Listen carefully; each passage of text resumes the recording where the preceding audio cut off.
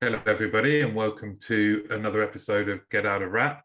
Today, I'm joined by Eugene Neale, who is the Director of Business IT and CX Engineering at Loveholidays.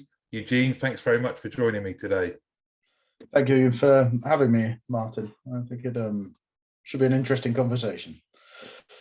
I think so as well, definitely. I know there's you guys are great advocates of Sabio. You've been doing some great work together, and we're going to get into that. But I'd like to start, as is our want on this show, with a little bit about you first. Really, what you can tell anyone that can see your LinkedIn profile can see you've worked with some really great companies. But where did it all start for you? I don't know if I want to take you right back to the beginning, the inception moment of my career. It actually started. Many years ago. I was studying to be a chef, and then I discovered the interesting story. Discovered the internet and the fact that a company was trying to bring the internet free to the UK, and I actually started in a contact center with an internet free service. They were called back then. One of the first sort of dial-up, free to use at the point of consumption internet service companies, and really got an interest both in technology and contact centers. So that was right back at the end of the 90s. But have been wow. Around it ever since. So you were training as a chef though before that? Yes, I had this thought that I love food. Who doesn't? Eating is one of life's natural joys. But I then also realised that it would be nice to have a life and actually be able to see people on my birthday and their birthdays. So decided to put that down. So this combination then of the internet, technology and contact centers, has that been like the two have run along together throughout your career? Yeah, completely. I really haven't been able to separate them. So I continued my growth from working with FreeServe and working out how to support their customers, which interestingly, the deeper I got into the technical layer, it was a company called Planet Online at the time behind it all. But actually, the more you understood of the technology behind something, the better you could be there for the customers, with the ultimate outcome of being you didn't need to engage with the customers directly. The best customer service would be doing your job well. But they're inherently linked. And actually, contact centers are one of the best indicators of when you're not doing your job well and need to improve the other side. So for my entire career, so right the way through being a junior network administrator, right up into the sort of e-com scale up and breakouts that we've done, it's been a theme of my professional life. And that kind of trajectory upwards, getting more senior roles, and then moving on and on and on.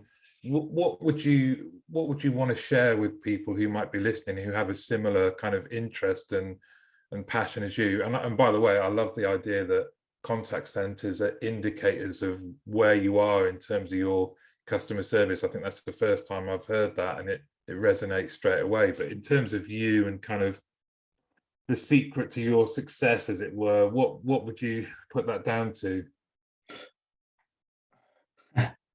It's hard to answer that without feeling somewhat arrogant. I'm not good at being arrogant. Honestly, I am genuinely obsessed with the fact that, so even running IT service centers, so I've run big IT support organizations for companies of the like of Microsoft, but actually being able to listen to an audience and then affect change, be connected with, if you're external, you'd call it your customer, internally your user. But being able to somehow translate that need of the user into the service delivery of an organization, I've stuck to that fairly rigorously and talked about it in the same way I'm talking to you today for the last 20 years. I think that's led to that steady growth of actually, can you change systems to help customers? Yes, you can. Can you make better systems to help customers at the point when they need help? And it's become an area that I think I'm an expert in. I'm not 100% sure because the world continues to change, but and actually just sort of sticking to the principles around it. It's been, I have been obsessed with it for many years. So I haven't chopped and changed. I've stuck to those core values. I think that's really interesting, and I think it's probably going to be reassuring for people to listen to that, because if you genuinely care and you're genuinely interested and have this obsession, as you say, then you will find yourself getting bigger and bigger areas of responsibility, bigger challenges to face. And if you have that, because it's ultimately what you're describing is you've got a growth mindset, right? Yeah, very much open to. It's not always the easiest place to occupy, those growth mindsets, especially we'll to come on to some parts of the later story with Love Holidays, but there's been some real interesting challenges. But yeah, it's growth mindset coupled with, I'm never the best at talking with numbers. Ironically, I was just talking to someone about this shortly before you, but actually seeing the story and seeing the narrative in something, helping people connect with it. I argue if you've got great people around you, you could also add the numbers, but maybe if you're the individual who can do the numbers as well, that's even more powerful. But getting people connected with it, not just you learning, but keeping people on the journey with you is so important. Yeah, I love that. We're kindred spirits when it comes to numbers. I'm much more about storytelling than numbers. If someone can work with me on the numbers, happy days. Yes, we need the same supporting people. Yeah. For sure. Yeah, definitely. So then let's bring it up to date then, and Love Holidays. I mean, where's the best place to start with that? I think telling you the honest story of how I ended up at Love Holidays, because I think it sets into a really good focus or background what we're doing today. So I had been working at my previous career. I transitioned from joining Uswitch to help scale that up so it could be sold from its current owners onwards. We succeeded in that, moving on to the Zoopla Property Group, and then Zoopla Property Group invariably grew and actually got delisted. It was a public company at the time. I was just looking for something new and interesting to do, partly because Silver Lake were one of the Ps who brought the organization, who had experience of working with before in my Microsoft days, and just wanted to try a new adventure, to be honest. Love Holidays was interesting because when I met them, it was 2019, and they were the fastest growing company in the UK in any sector. Wow. Not just the travel sector. And so they had numbers that looked like they genuinely made up their sales and revenue figures. Just a ridiculous spreadsheet of high growth, which made them appealing. But the bit that made them really interesting, when I met their founder and actually talked about some of their biggest challenges, he spoke to me about contact center platforms, contact centers, customer service, the fact that a startup, they hadn't invested in these areas, and he was on the tipping point of having to he got a large consultancy involved to help him make decisions on what to do in that area. And he was extremely open to just passing that baton over. And that actually was what sealed it with Love Holidays, and why a couple of people joined me, because their contact center systems were coming to the end of their contract and needed change. So it's this high growth, big customer base, and contracts are in the perfect place, because we've all been in organizations where you've got great ideas of change and you're constrained by, typically in telecommunications and contact centers, contracts can be kind of long. So they could have a great idea and you might need to sit on it for 3 years, which could be really frustrating. So it's the perfect company at the perfect time in its contract life cycle as well, which I've told that story on stage a few times. It feels so weird to say you joined a company because a contract was expiring, but it was one of the decision-making factors. So, and just that energy as well. I can see how appealing that would be, given I'm sure it wasn't carte blanche, but you have someone saying, we want to utilize your skills and choose the right platform at a critical point in the journey of the company. It sounds exciting, but also a hell of a lot of responsibility. How did you go about it? I've just realized I said I had a problem with being arrogant. Maybe I'm actually more arrogant than I realized. I had a plan for how we were dealing with it before we arrived. We, in my previous role, had been playing. So at ZPG, we're condensing contact centers because we brought a lot of companies and we're trying to pull them together to be able to operate in the same way. And actually, what I'd realized is that I wanted to build configurable contact centers. over my career, I've been a certified Ericsson engineer, Cisco engineer, Siemens Realtis engineer, even back in the dawn of time. But they all lacked one thing, which was they're really kind of separate from the business. They ran under, I have the title of Director of Business IT. That's where all those systems have run for years, separate from the software development and the customer experience. So I knew when I joined Loveholidays, what I wanted to do was actually move to a configurable contact center and bind that into the software engineering culture, teams of the business. And I'd already picked Twilio as being the sort of market leader to do that with. I'd been talking to Twilio, ZPG, and got to learn their products quite well. So I came in with a real focused plan of it will be Twilio. And actually in the very early days wrote a vision of a brighter future document for the executive of how Twilio would change their world. So maybe a tiny bit of arrogance on joining. No, well, you said something right at the outset, really, and it was about bringing people with you, and that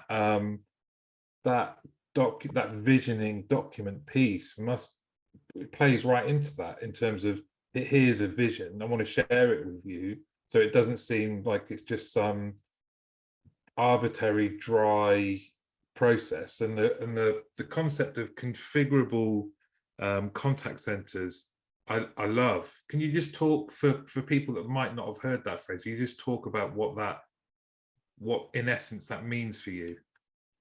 Yeah, sure. So it's I've talked about Twilio, but it's not really about Twilio. It's the actual being able to be software defined. So nothing in the world stays static. Nothing in the needs of your customers stay static. Large contact centers generally remain fairly static. And it's because of the innate abilities of the compute systems in those contact centers. You don't have software engineering writing custom code over the top. So configurability is being able to be defined in the code layer of your business. So very robust and big telecommunications modules bought on by CCaaS organizations.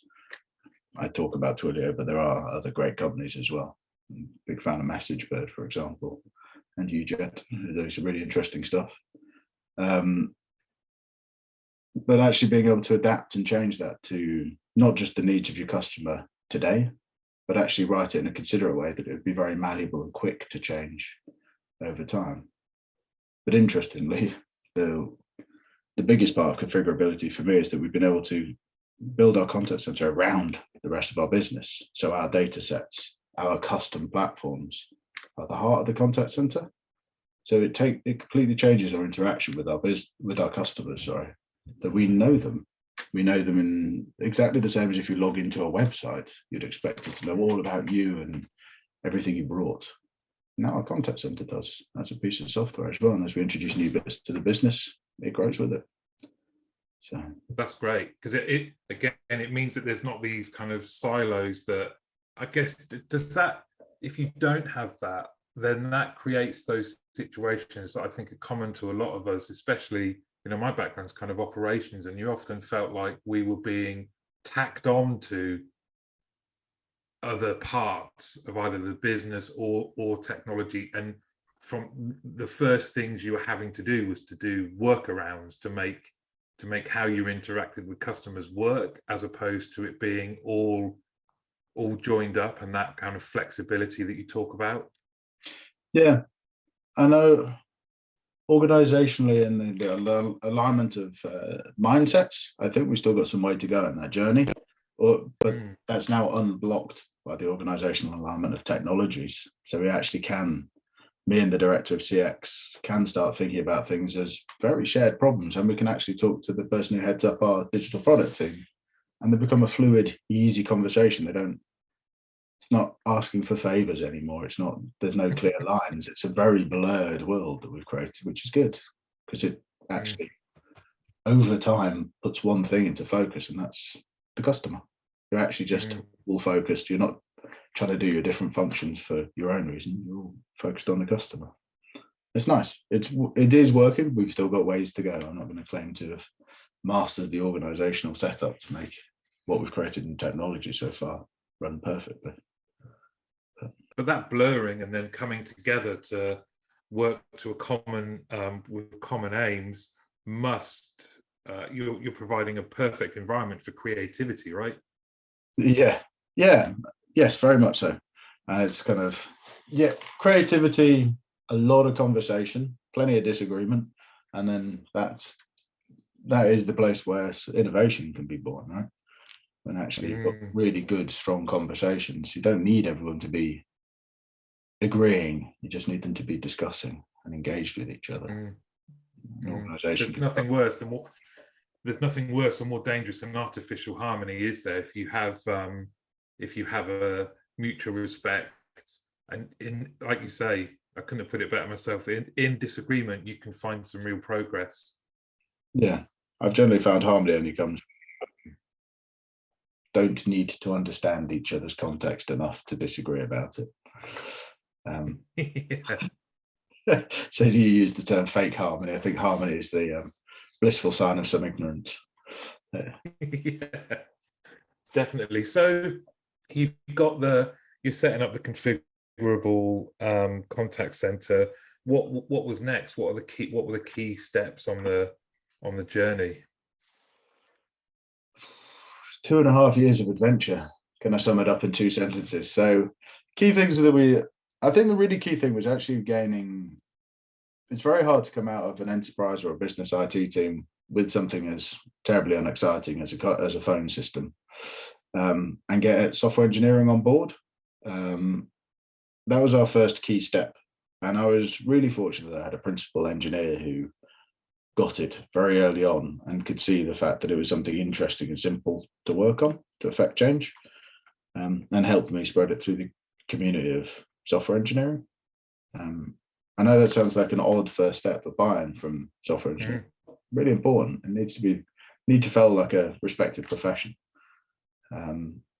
Once we'd achieved that, actually change came really, really fast. Partly, really opportunistically, the pandemic forced change.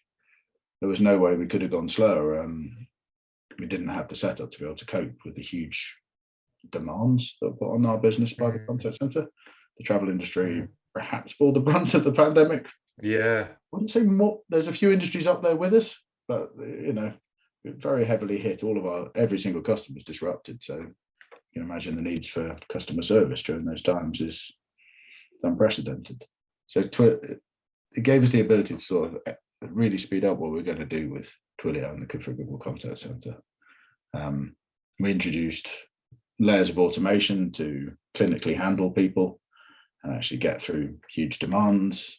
It even gave us the ability, and I know this sounds really strange, but working with the configurable contact center gave us the first ability in a crisis to understand our true demand, which could be really hard. The level of infrastructure scalability for a company of our size to be able to do that is huge. And we were able to do it the first time, to realize there is no way with human power we could have kept up, but even being able to measure it is quite an interesting feat. That kind of stress test, I mean, just you started to do this, and then the pandemic hits, and like you say, there can't have been like many other industries that were impacted as much as you, but the learnings that you took from that, even in a period of high pressure, I imagine it must have been, have you been able to deploy them now?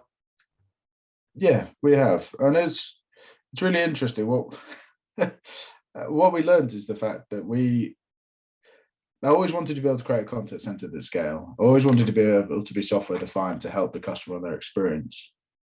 And what we found that we really don't need is a contact center to help people. You need answers. You need access to those answers really quickly to be able to help. And that stuck with us. So for everyone who's ever heard me talk publicly on anything, what we learned is, weirdly, we wanted to be able to do personalized customer service in a way that wasn't the visual UI of a website, because it's clearly not working for the people who try and contact your contact center. But we also found we couldn't do that at scale with humans. So we've kind of, our learning of the pandemic was, you've got to being software defined is awesome. Being able to really design your contact center however you like, but if you really want to actually help customers, you've got to take everything you've learned and actually work out a very clever way of automating it and changing. That's really you want to keep your agents. Like, I'm not on a mission to get rid of contact center agents. They're the most prized possession of a contact center, right? Because they're the people that can convert the most complicated and the most emotive things for people. But you want to be able to help your customers not have to wait for those experts at times when it should just be, you could say it should just be obvious in the website. But if you're not a visual person, it needs to be obvious in another way. And that's usually in conversation. That's why people are contacting contact centers. And we've been focused on how to do, that was our biggest learning out of the contact center. How do you do conversation at scale to help customers, preferably without any delay at all? And that's become our obsession, or our obsession. There's a team on it with me. It's not just me on a crusade. So we've learned a lot.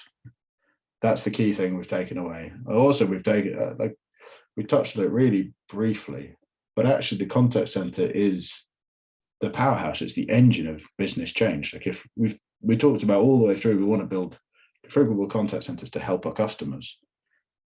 The answer is actually the different one, that the contact center has the answer of how to help our customers, because it knows when failure is occurring and it can highlight them. So I think we're like, the key that one of the other key things we've learned is that the data coming out of the contact center is the engine of change for the whole business.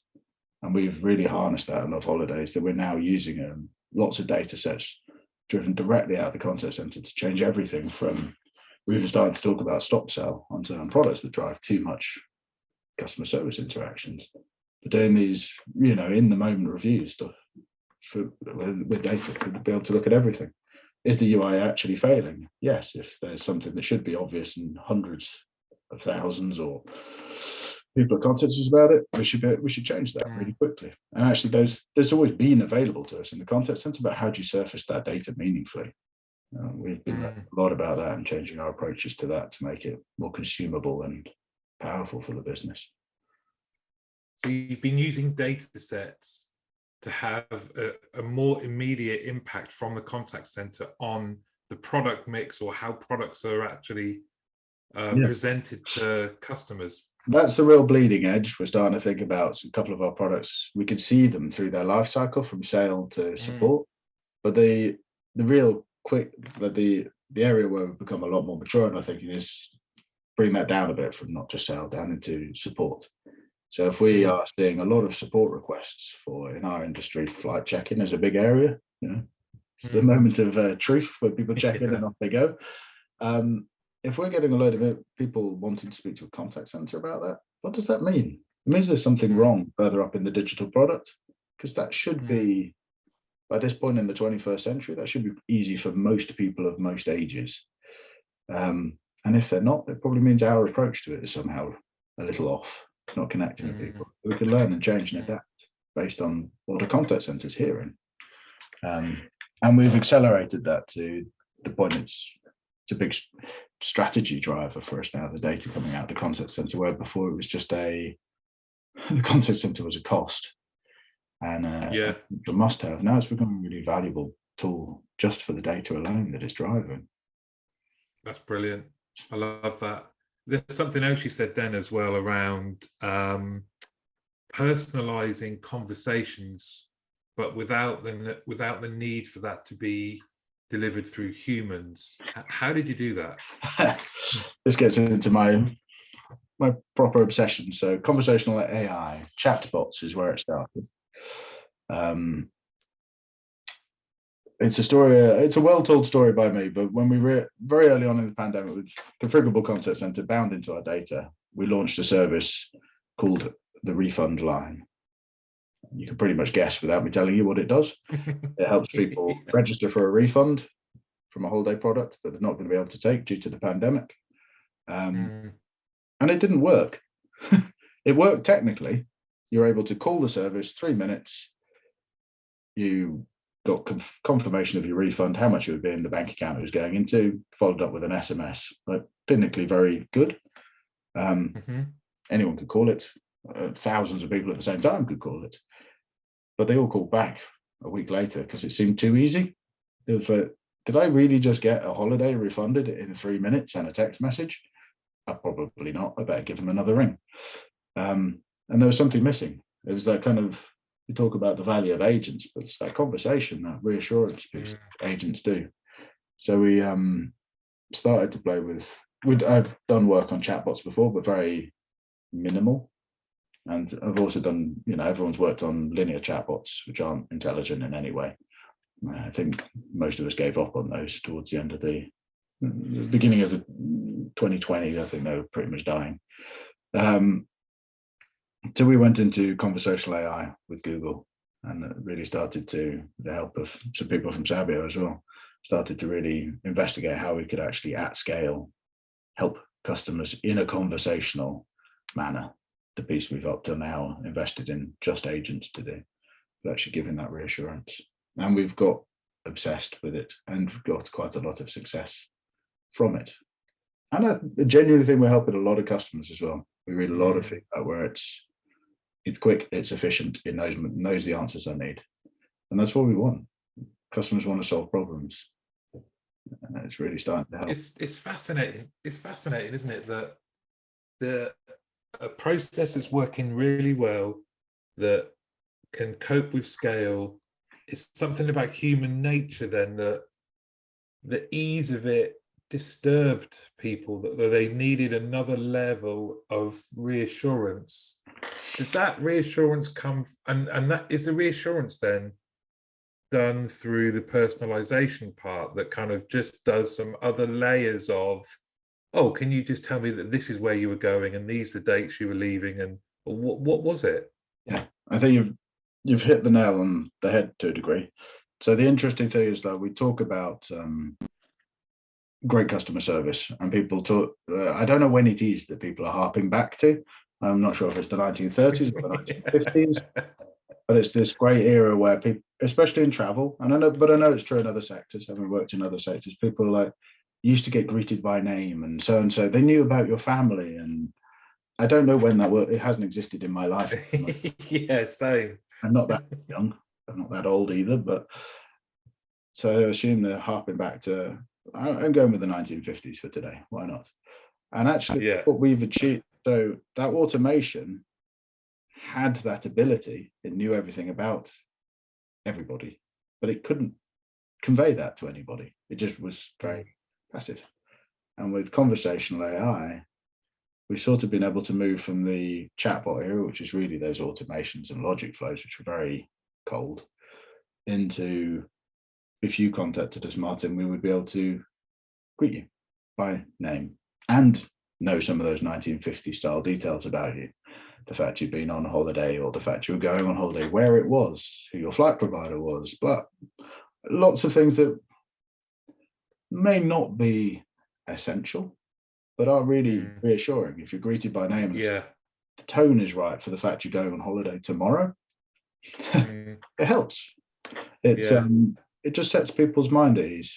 And it does seem to be that fact of, like, I want to call it hyper personalization, but I think that's really to say how bad automation has been. I think it's just personalization. Knowing all about you and the product that you've consumed from our business, and being able to talk about it from many different angles, which you can do with conversation AI, has really helped and is really helping customers find that reassurance. And it can scale. The genius of conversational AI is the ML model that you've got in it, that's learning all the weird and wonderful ways that people can say the same thing, which are, building chatbots never got anywhere close.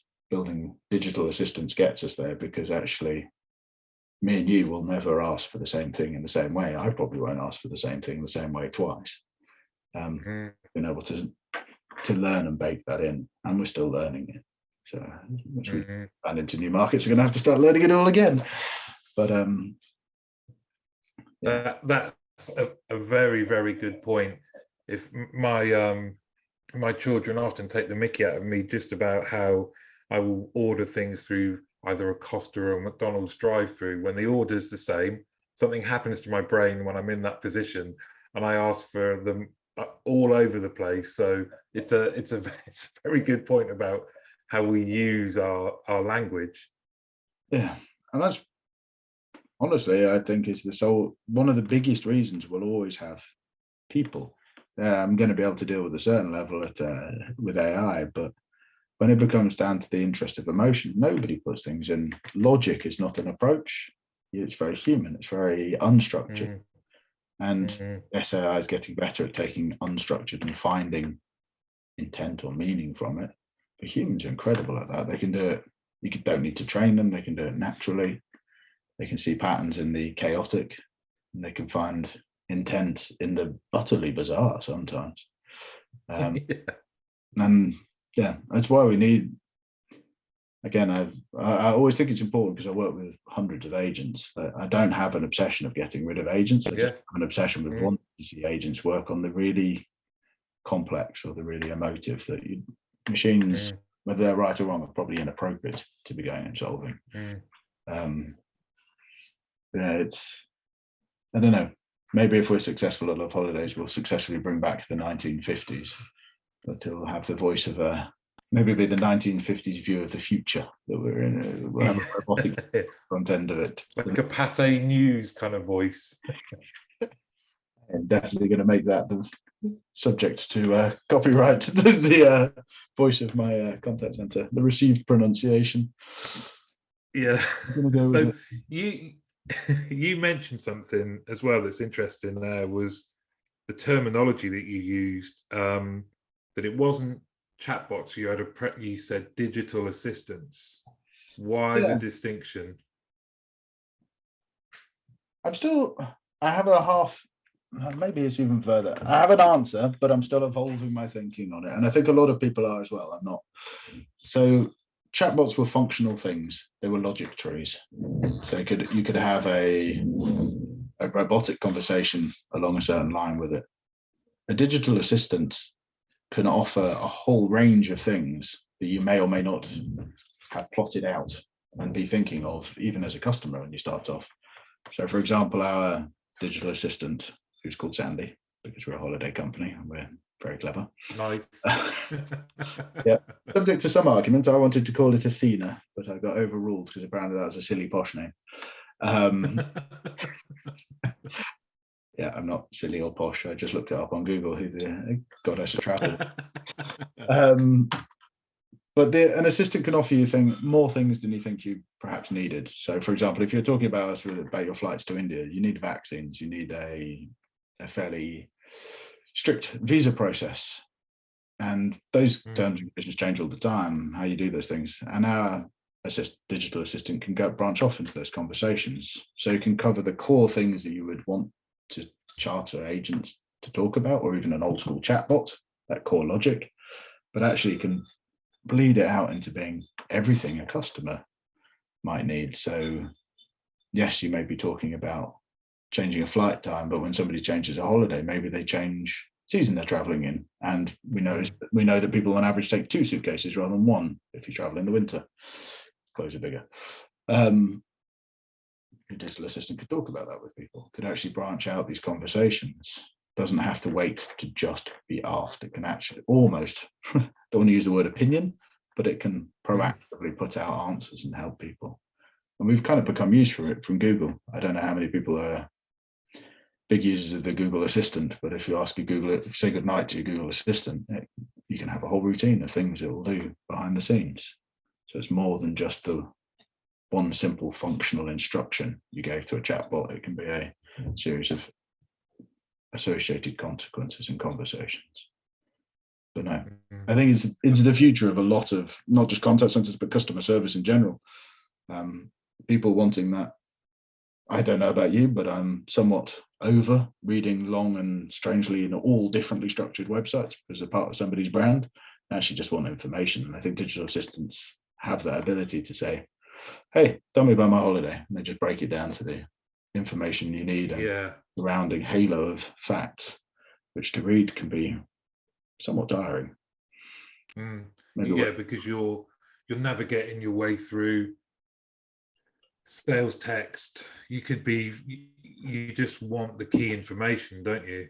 Yeah, legal disclaimers, sales texts, marketing language, brand language, all very important. Chatbot's got to have a tone of voice and match to your brand, but perhaps you don't use quite as many words. So we've websites are very, ours included, lovely things. We try and simplify them as much as possible, but in the visual language, there's a depth issue. If you're going to navigate it, you've automatically, therefore, you're going through several different visual interfaces to get there. I don't think you see the same at the conversational assistant sort of level. A bit more to the point. And what have you been able to get Sandy brackets Athena to do? Athena died. There's none of the two. R.I.P. Yeah, no one wanted to see her come to the fore. I say her, doesn't really have a gender. We've written a backstory of Sandy. It's deliberately named non-gendered, just a thing. Sorry, say your question again. My brain went off onto names. What has Sandy been able to do that's kind of that might surprise us, or even if it didn't surprise you? Oh no, it's all been a surprise. Like, we genuinely, I say that in the best way, though. Everything should be the sort of evolution of learning, and working with chatbots has been a real evolution of learning. But I'm looking at a number. So our chatbot can help around about 30% of all of our query types. So, which doesn't sound like a lot. Some people, but that is, isn't it? Yeah, and I say query type. So if you think of it as a demand profile of a contact center, 30% you can just take out and act on with a conversational AI, and actually help quickly. No queuing, very quick to get to the answer. And that's 30% before we've got into being what I would call really smart about it. Like, we're not making tons of API calls to make things happen. This is 30% advisory work. It's helping people understand something they've seen somewhere on the website. It's helping people understand some bigger context of travel, or just to answer a simple question. 30%, which is, yeah, it's huge. I did not think we'd get to 30%. We're about to move into the world of out of advisory and into action as well, by upgrading our conversational AI to being on a much more grown-up platform. We're moving to the CX platform, primarily so we can preserve state and make better logic decisions. And then we'll be able to take in action, and I'm interested to see how far we can go with that. But the biggest surprise was how far it would go. We genuinely thought we could help 5, maybe 10% at a real stretch. Yeah, that'd be great. But actually, 30% of everything coming into a contact center on any given day. To be precise, I said I'm not a numbers person, but we're at 28.85 month on month last month of all question touch are able to be answered by us with a conversational AI. And does that, just even by achieving that, does it then mean that it's that number's just going to keep going up? Yeah, I think do you think there's those categorizations I gave you? So 30% of all question types, that means our chatbot now does equal work to all of the agents in our business, and we've left them the other topics, obviously. So it's already delivering huge value to contact center efficiency and agent handling efficiency. So, because we don't have to queue, which leads to a great customer experience. No queue equals great customer experience. So the kind of, I think now to go on to the next one is moving into that action layer, which has been, there's a huge interest of sort of how do you trust a bot to make good decisions there, but it's APIs at the end of the day, and we just have to make sure we've got the business intent right. But I think with that, I think once you move into that world, I don't know where the limit is, to be honest with you, Martin. I even think you could change things. I was having this conversation with people over a year ago, but like, wouldn't it be interesting to talk to a bot like marketing preferences? We all want to be able to market to people, but actually after a successful interaction with a website, we're very used to being asked to opt into marketing materials. Wouldn't it be interesting if a bot basically tells you up front, you're a digital assistant, hey, we don't trust each other and I can see you're not opted into marketing. If I help you, can I send you a few promotions that I pick for you? And you could change the nature of interactions with a company through conversational AI, through digital assistants, to be things that we don't really think of. They're not contact center functions, they're company functions suddenly that you're interested in. And surely that experience is more at the core of why you're presented with that question anyway, because you're presented with that question because you can make a personal choice. But how often do people just click one or the other without even, turning on the brain and thinking about it? Whereas in what you just suggested there, you are going to make an informed choice. Yeah. And how often do you call it out as part of your customer relationship with somebody? Again, it's maybe back to those 1950s. It's like they're saying, hey, can I, Bill, the sales agent who just dealt with you, do you mind if I send you a few things that come through? You can actually have a relationship about them. Usually these days we see marketing preferences. Yes, of course, people can go and change them. It's very important they can. We're all familiar with the rules and regulations around that, but we don't therefore prompt people a lot. It's almost like we've got your preferences, we'll just keep them. And if you happen to get a sneaky bit of the UI where you can change them, by all means, go ahead and change them. But here you could be open. You could actually talk to people about it. Yeah, I don't know where that goes, but you can. It's fascinating, isn't it? It can open up a whole new scope. I think it can change the nature of interactions. And am I right in thinking, because I read this and I think you've spoken about it, that Sandy made a sale? Yes, I don't want to overstate it. It's a very simple sale. We sell some ancillary products in travel, such as car parking and various things. They're very basic, and we didn't do any. It wasn't a beautiful API to API call of everything just in the conversational layer. It was using the redirection of, hey, you need this thing. I've got friends who can help you with that, and sending people to a white label product where they then converted. The interesting thing we were really testing is me and the team building it genuinely did not believe that was a path that would work. Like, would you trust a bot enough, whether it was through white labeled referral or through doing it in the conversational layer? We didn't start doing it in the conversational layer because that's quite a lot of work. Something you don't believe, that was quite a lot of work. But would people trust it? And the answer is yes, they do. No, we're not pushing in such a way that I can answer that with like, yes, 10,000 people have done it in the last month. We're not pushed it to that level, but it still happens week on week. A chatbot's making referral sales.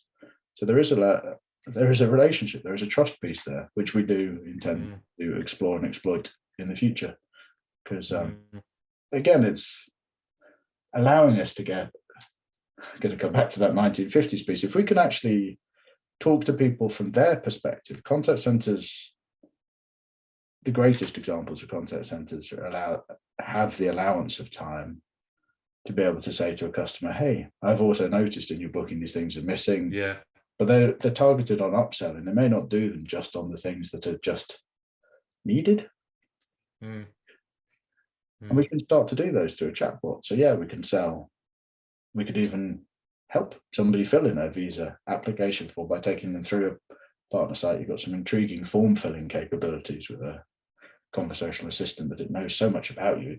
We all use it every day when we use Google to fill in a website. You could use that for helping people in customer experience as well.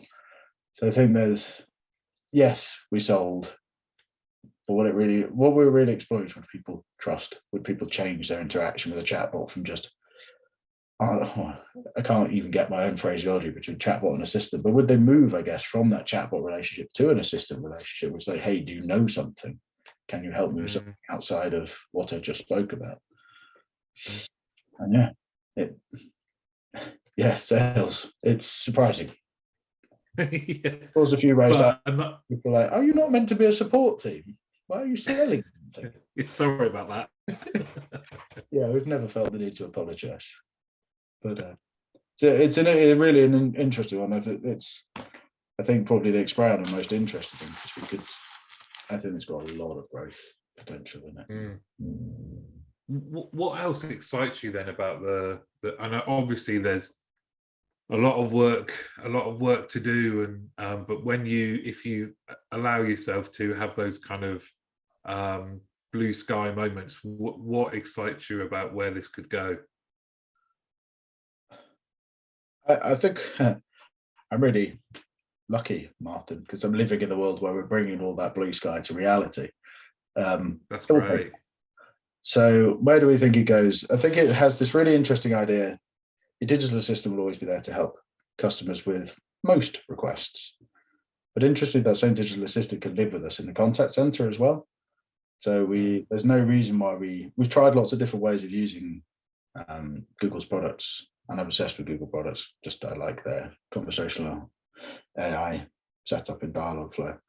We're trying to find ways with Sabio as well, working with us on these to do agent assistance, and we found a few ways not to do it. We put some big investments in place and didn't really shift the dial that much, but now we have found the bits that are really helpful to agents, which is I talked about it really briefly, filling in complicated forms from data that you mine through a conversation, through using the same learnt responses but tailored to a customer in a conversational environment, be that chat, be that other channels. So it's kind of this bringing together of using this sort of our data, a conversational AI, to help the customer all the way through their journey, that be augmenting the agent so they can focus on the customer and not some of the basics of the actions the customer needs, or even just typing long-winded replies, but actually focusing on the change that the customer needs. But I don't think it stops there. This is the interesting bit we've learned. So you could make a great customer experience, handle a lot of the stuff in automation, in an assistant. You could make a better working environment for agents by speeding them up a bit and taking some of the toil out of every day. But where it really gets interesting is where you bring it together with the digital experience, the native app, the website, and you can condense it all into one. So a great experience for a customer. If you came to me and said, hey, I need to change my flight, I want, an extra seat and another bag. If I could have the conversation with you of what you need and really mine the information for all intents and purposes in contact center language, pop that in a ticket and have somebody work on it over the ticketing is very time sensitive, times priced effectively, but have someone work on it with a suitable SLA that the price wouldn't shift. I suddenly could take all the customer effort out of it. So I can use what feels like a normal agent interaction at the front of an experience to learn, to be that 1950s context and conversation. Take it and put it in a ticket, which we all know is one of the most efficient ways to deal with anything. To then push that back up into the digital experiences, either through push notifications saying, hey, you just need to accept a £5 price shift, or even just, we're done, it's completed. When you bring them all together, suddenly you've got that contact center, I think that most of us have dreamt about for quite a long time, which is creating data to help evolve the product. It's creating great customer connections for people. And it's also emitting enough information to keep customers happy so you don't get that repeat cycle. But it's also there for when people need complexity or emotive things handling, that they can just come through. And we build our digital assistants to, I don't know if you've tried our digital assistant, but it doesn't try to keep you away from agents. It just tries to help on its own merit. And if you want to speak to an agent, we get you through to speak to an agent. And more we're learning customers. So we actually, I think to some customers' surprise, sometimes say, hey, here's a phone number, just phone us. This isn't going to work. We know this doesn't work in chat. So phone us now, we're here. And it's those kind of decisions that are really, and that's early days for all of those things, but we're getting there. And it's that. So where does it go? I think it goes down to that level. We've piously, I think, might be misusing that word, but called it the compassionate routing engine. So that this idea that we can connect you to a digital assistant in the digital product and then make decisions for you and actually route you in the right way, whether that be a quick bit of self-service or hold on the phone to speak to an agent. We can make those decisions really quickly for you with data in a couple of questions. I don't know, that's where I hope we will be in 18 months from now as a contact center. Well, let's schedule in another one to come back and revisit and hear what else is happening, because it's fascinating, and we can't do all your great work justice in in the time that we have, I would definitely recommend people follow you on LinkedIn, because you talk about this kind of stuff on there as well, don't you? I do, yeah. I would, yeah, and it's the conversation. So I know I talk about it a lot, but there's one reason I speak publicly is for all the commentary I get afterwards, agreeing and disagreeing. And I think it's something that's been missing in the contact center world for a bit. We've done it in software engineering for many, many years, where you kind of have meetups and chat about the discipline and the very thinking at the heart of it. And I think it's great to be bringing it back to the contact center, to the customer experience. Points of many. Couldn't agree more. Couldn't agree more. Eugene Neale of Loveholidays, thank you so much. This has been fascinating, and let's reconnect, and I can hear about what else you've been doing. Sure, I'd be delighted. It's been I'm quite surprised how quickly time's flown. I know. I think we could talk about it for most of the day if left to my own devices. So thank you for giving us the opportunity. I really appreciate it. Thank you, mate.